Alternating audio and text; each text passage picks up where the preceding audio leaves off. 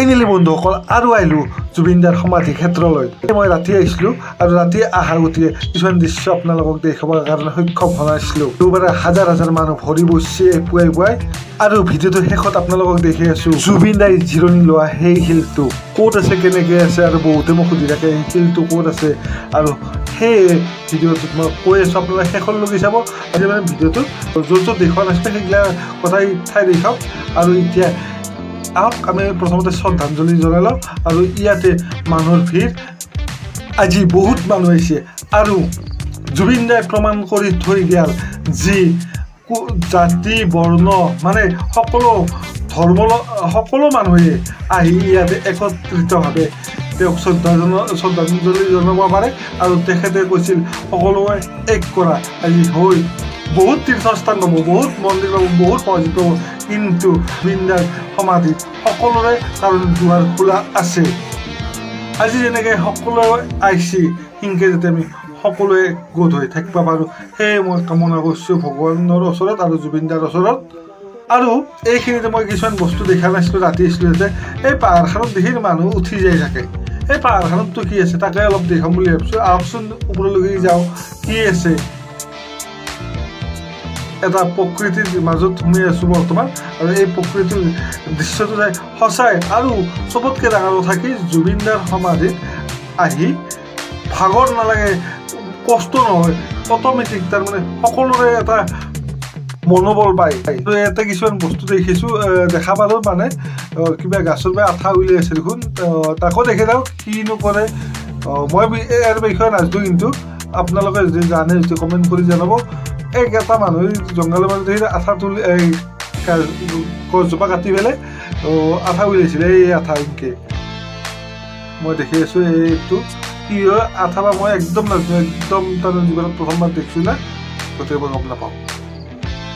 এই গাছডাল অলপ চিল কৰি লৈ আঠাটো লৈ থাকে। এই ৰ'ব এটা বাল্টিং দেখিছোঁ, সেই চাক বন্ধুসকল সেইটো টিঙত কিবা আঠাই আছে।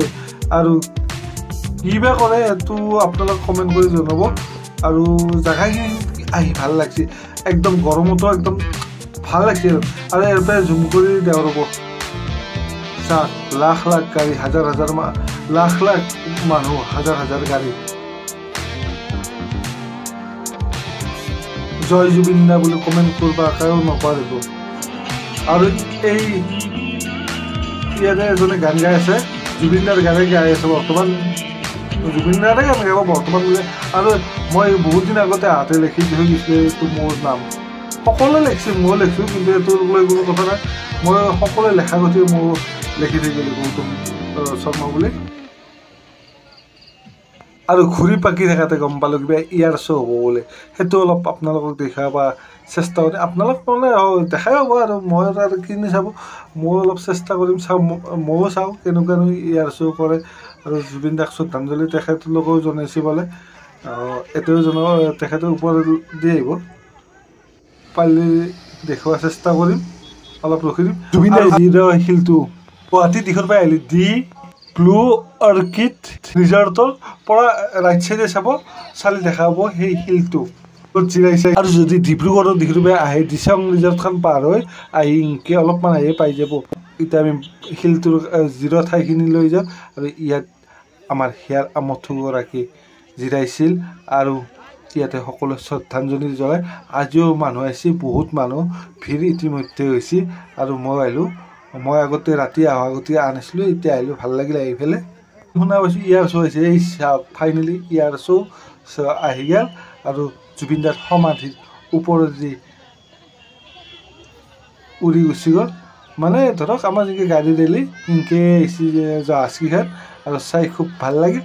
আৰু আজিৰ এই ভিডিঅ'টো কেনেকুৱা লাগিল আপোনালোকে টোটেলত জয় জুবিনদা বুলি লিখি ভালকৈ এটা কমেণ্ট কৰি দিব বুলি আশা কৰিলোঁ। ধন্যবাদ। জয় আই অসম, জয় জুবিনদা। আজিৰ দিনটো আপোনালোকৰ মংগল।